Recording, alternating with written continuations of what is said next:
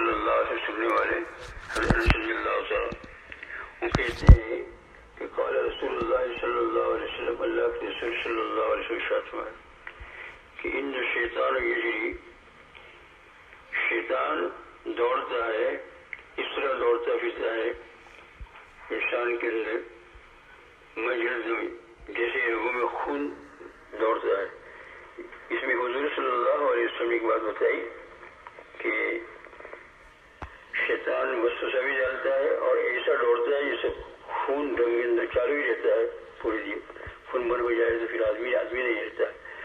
تو جس طریقے سے خون دوڑتا ہے تیزی کے ساتھ، اسی طریقے سے شیطان بھی جو ہے وہ خون کے اندر جو ہے دوڑتا ہے، گردش کرتا ہے۔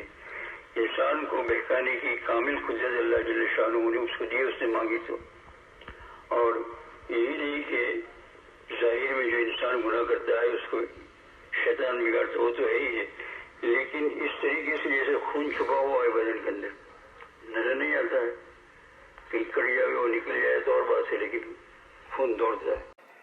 تو جس طرح خون دوڑتا ہے اور اس کا پتہ نہیں چلتا ہے، تو اسی طریقے سے انسان کی رگوں کے اندر بھی خون دوڑتا ہے اور اندرونی حالات کو بھی بگاڑتا ہے، دماغ کے اندر وسوسے اور قلب کے اندر جو ہے برائیوں کے خیالات۔ یہ اب جو ہے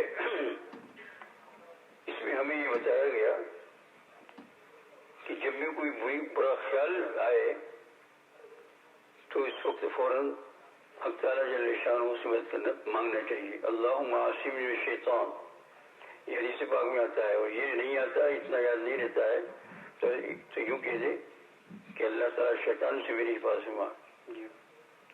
آپ لوگ یاسین شریف تو روزانہ پڑھتے ہی ہوں گے اور پڑھنی چاہیے، بہت قیمتی چیز ہے۔ ترمذی شریف کی روایت کے اندر ہے کہ ایک مرتبہ یاسین پڑھنے سے 10 قرآن پاک کا ثواب ملتا ہے، کیوں چھوڑے پھر ہم؟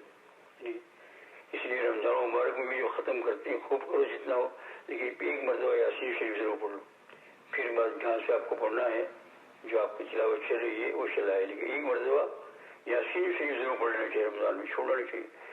رمضان مبارک کے اندر یہ 10 قرآن پاک کا ثواب مل جائے گا، اور پھر ایک جو ہے 60 کے برابر ہے، تو بہت زیادہ ثواب مل جائے گا آخرت کی فکر کرتے ہوئے۔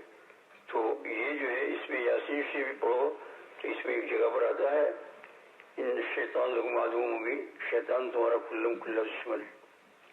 الم اعہد الیکم یا بنی آدم اللہ تعبدوا الشیطان انہ لکم عدو مبین۔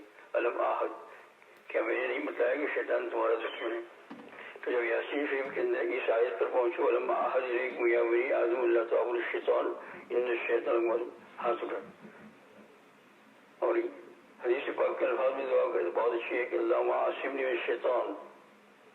اور اگر یہ یاد نہیں رہتا ہے، شریعت مطہرہ بہت آسان ہے، کوئی چیز زبردست نہیں کری، یہ یاد نہیں رہتا ہے تو اپنی زبان میں کہتے ہیں، چاہے انگلش میں کہے، گجراتی میں کہے، اردو میں کہے، یا اللہ شیطان سے میری حفاظت فرما، یہ مؤثر دعا ہے۔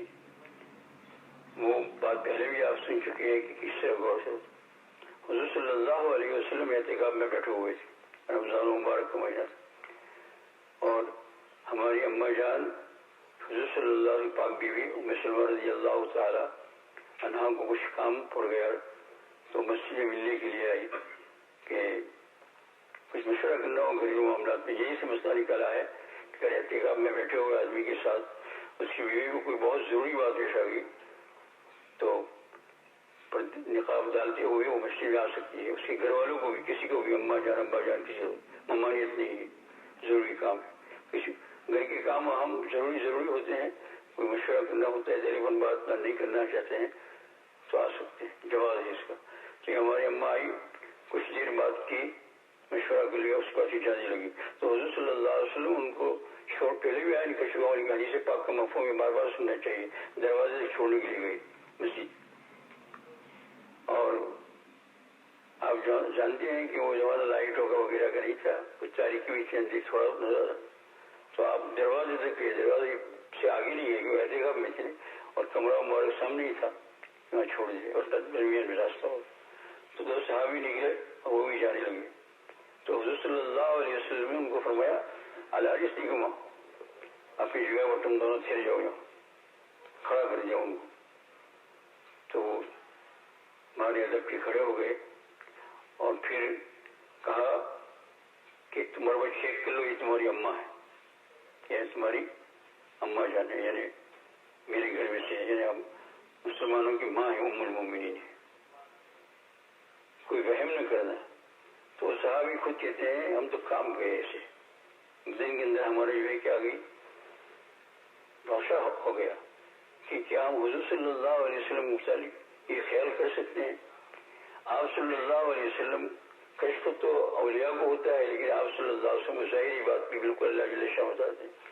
آپ نے ان کو بتایا کہ میں یہ نہیں کہتا ہوں کہ تم مجھ پر شک کرتے ہو، لیکن آج کی بات نہیں ہے، اب یہ تمہیں جو علمی زندگی کا گزارنا ہے 5 سال 10 سال پر.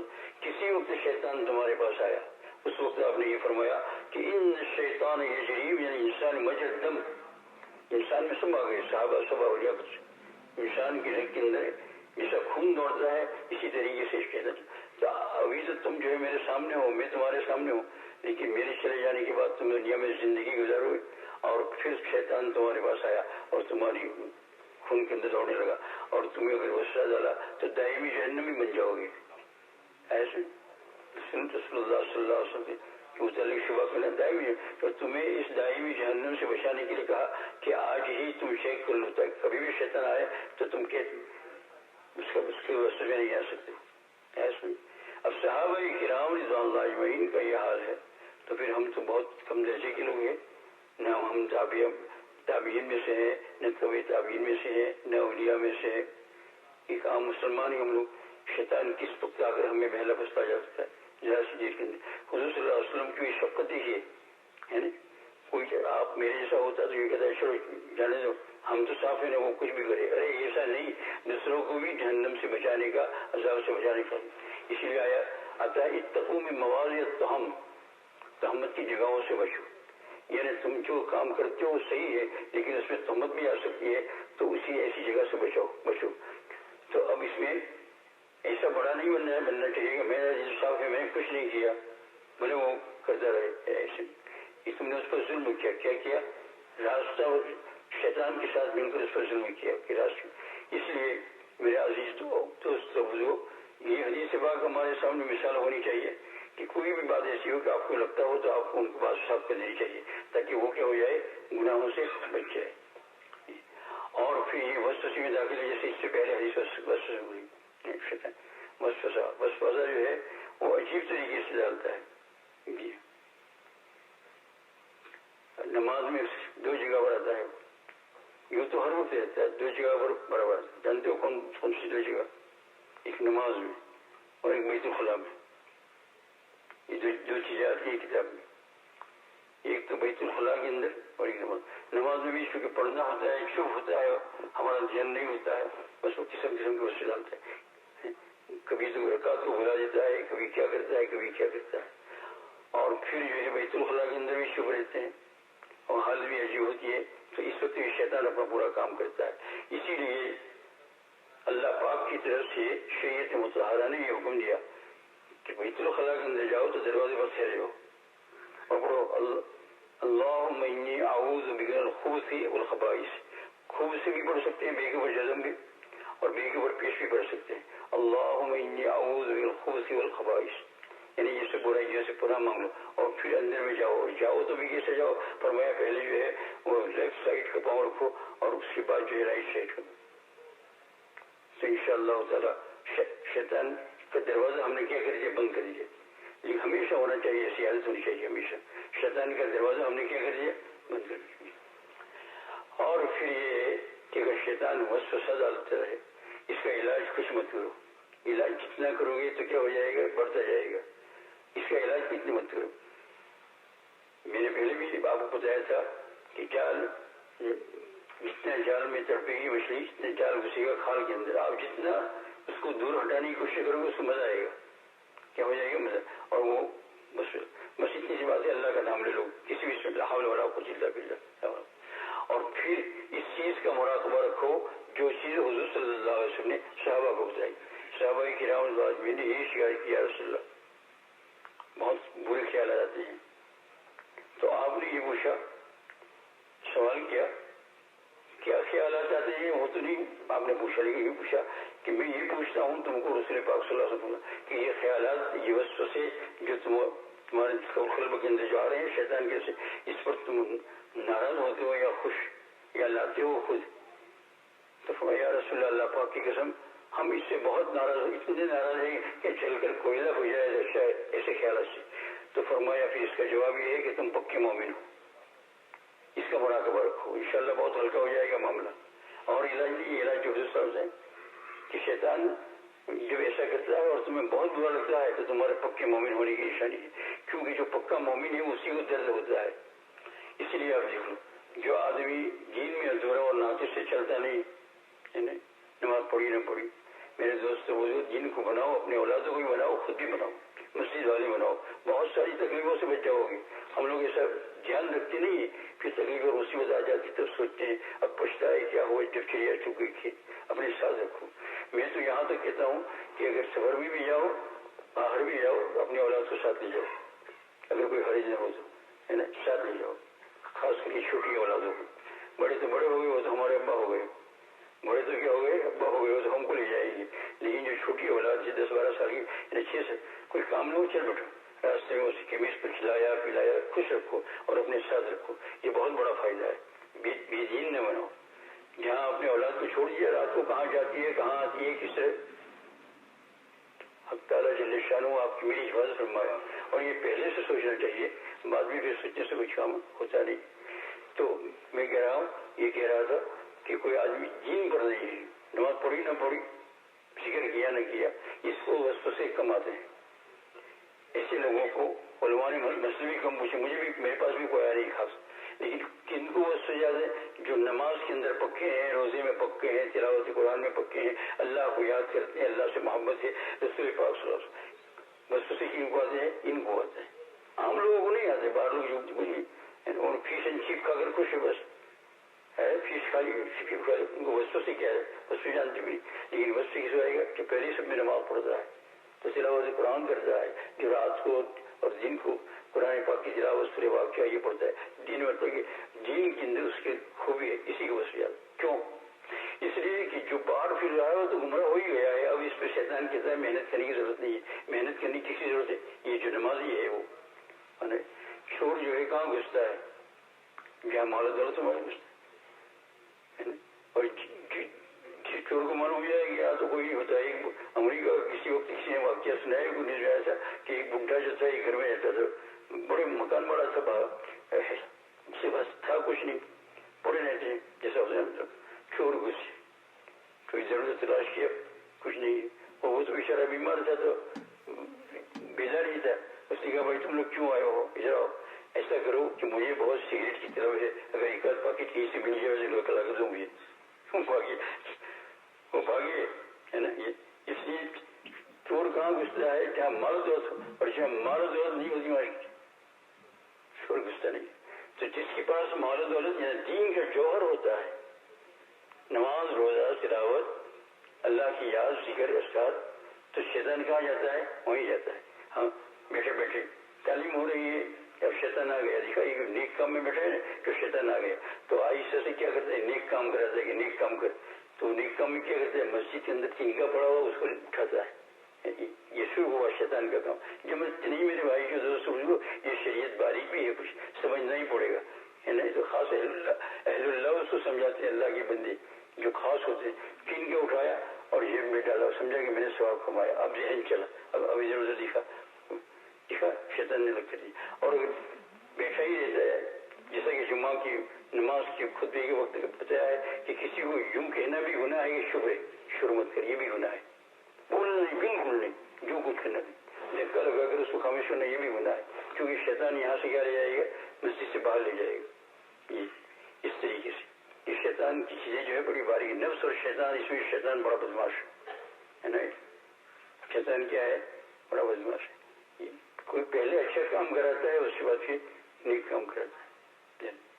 ایک عورت جا رہی تھی تو اس کے شوہر کی ایک یہ بیوی اور ایک دوسری بیوی بھی تھی، 2 بیویاں تھی، تو اس سے بھی اولاد تھی اور یہ دوسری سے بھی اولاد تھی۔ ایک باہر نکلی تو جو شوہر دوسری عورت سے جو اولاد تھی اس کو جو ہے کہ اگر اوپر لے لیا اس خود میں لے لیا اور جو خود کی اولاد تھی اس کو انگلی پکڑ اچار دی. اب عورتیں تعریف کی جو کتنی بڑی کہتے ہیں کہ قربانی دینے والی ہے نا.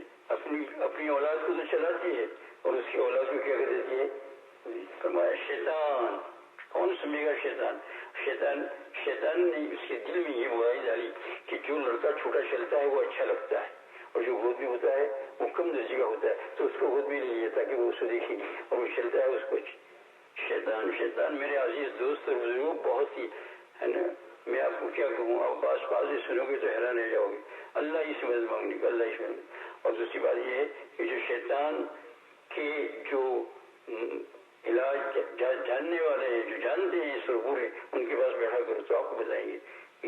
بعض اوقات آپ کو سمجھ بھی نہیں آئے گا کہ شیطان یہ کہہ رہا ہے یہ برا ہے یہ تلاوت قرآن بری ہے. ہاں بری ہے کیونکہ تو اس لیے کرتا ہے کہ لوگ تجھے چاروں طرف سے دیکھیں. اس کا سمجھ اللہ اللہ ہو گئی بات. اب جو دیندار لوگ ہیں دن بھر چل رہے ہیں انشاءاللہ ان کا کوئی بگڑے گا نہیں. قرآن پاک کے اندر کھلتا ہے انما سلطانہ علی الذین یتولونہ. شیطان کے اسی پر چلے گا جو اس سے دوستی کرے گا اور جو دوستی نہیں کرتا ہے اللہ تعالیٰ سے مانگتا ہے اس کی جدائی تو اللہ تعالیٰ جدائی کر دے گا. پھر بھی وسوسہ رہتا ہے. اب محققین نے مثال دی ہے کہ بہت زیادہ اس کے پیچھے مت ہو. اس وسوسے کے پیچھے بہت آنے دو اس کو اگنور کر دو. کیا کر دو اگنور کر دو گے تو بعض علماء نے اسی سے بعض محققین علماء سفیان نے اسی سے علاج کیا کہ میرے کو وسوسہ آتا ہے وہاں اگنور کر دو اور 8 دن کے بعد وہ اگنور کر کے 6-7 دن کے بعد آیا کہا کچھ آپ کو وسوسہ نہیں آ رہا ہے اگنور کرو. ورنہ اس کے علاج کے پیچھے رہو گے تو ایک تو دین کی محنت کرنا چاہیے دوسری محنت رہے گی. اور بزرگوں نے فرمایا ایک فرق ہوا کر لو. گلاس دکھائی آپ نے گلاس نہیں لیکن یہ گلاس نہیں منہ دیکھ لیا گلاس تو اس کی وجہ جا کر مکھی بیٹھتی ہے. تو ہم نے بعض اوقات کیا ہوتی ہے مکھی جو اس گلاس پر بیٹھی تو اندر نظر آ رہی لیکن ہے کہاں باہر ہے لیکن نظر کا آتی ہے. ایسا کر دو گے ختم ہو جائے گی. گلاس میں رہی گلاس کے اندر تھی ہی نہیں وہ تو باہر بیٹھی ہوئی تھی تو تیرے قلب کے اندر نہیں ہے اوپر بیٹھی ہوئی ہے. ذرا سا تھوڑا سا کر دو اللہ مدد فرما ختم ہو جائے گی. اس کا مراقبہ کیا کرو. حق تعالیٰ جل شانہ مجھے آپ کو عطا فرمائے. کوئی مشکل بات نہیں ہے. کام کرنا ہے تو کام کر سکو گے سنو گے عمل کرو گے اللہ سے مانگو گے رسول پاک صلی اللہ علیہ وسلم محبت اللہ کی محبت اور بنیادی بات اس میں اللہ کی محبت اگر ہو جائے تو انشاءاللہ بہت آسان ہو جائے گا. سبحان اللہ بحمدہ سبحان اللہ وبحمدہ لا الہ الا انت استغفرک واتوب الیک.